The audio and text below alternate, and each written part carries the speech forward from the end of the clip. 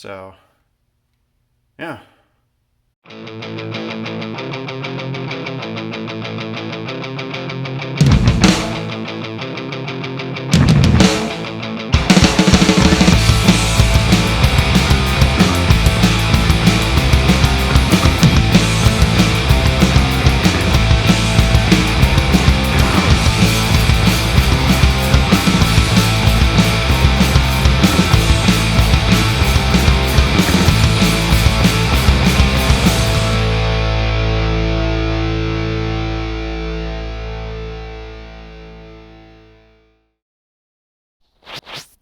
Bit of a major mess going on in the shop today, but you can see we've got some projects.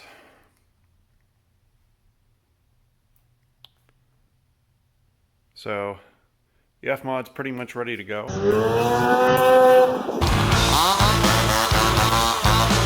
I just have to do a chain alignment because I had to take this whole thing apart because this part blew up. Yeah, pretty epic. Major winter project was getting these wheels fit, which involved having these spacer rings made. But I can now get full steering lock. The Mustang is just, well, still going strong. Drove it about 100 miles the other day, just for fun. Picking up the mother-in-law. Major work happening right now is on this. So we are undergoing efforts in order to fit these Cosworth Vega wheels that are 13 by 6, which is actually a monstrous size for this car. If you look dead down on it, yeah, you can see we're going to have a little bit of poke. Kind of cool.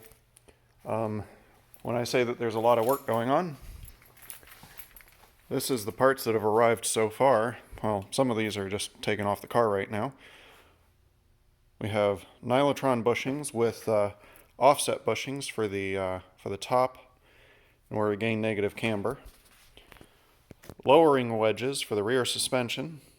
These will lower the car a little bit in the back.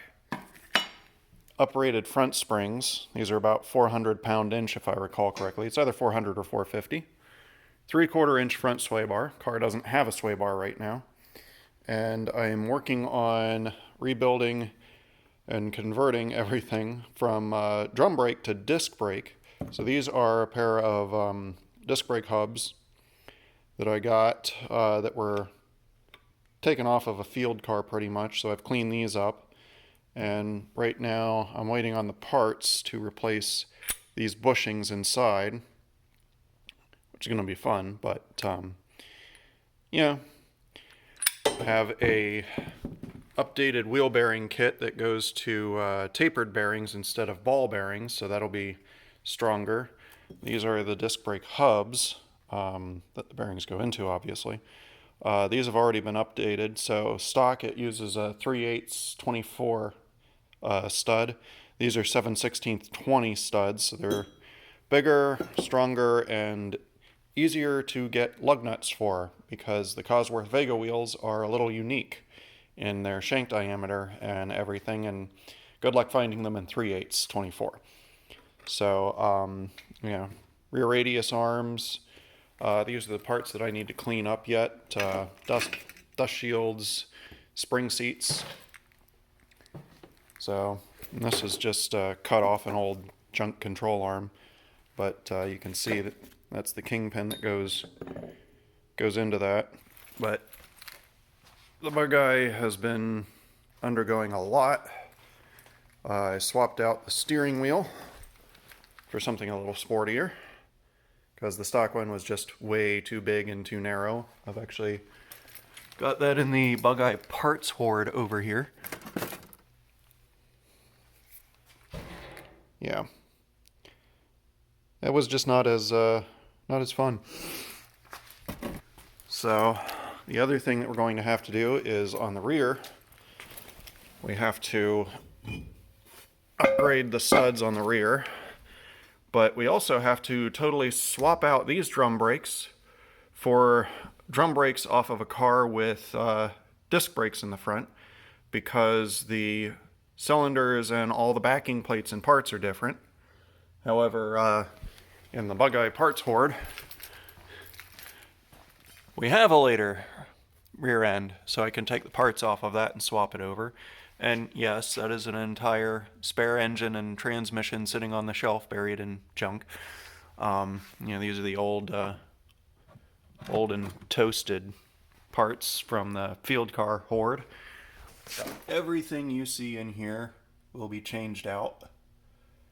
It actually necessitates, so the whole upright has to go. The control arm gets replaced because you can't separate the control arm from the kingpin. The kingpin is different on a disc brake car, so that's all getting updated to later stuff.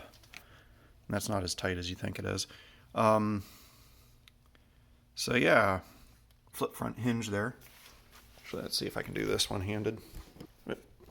Bear with me.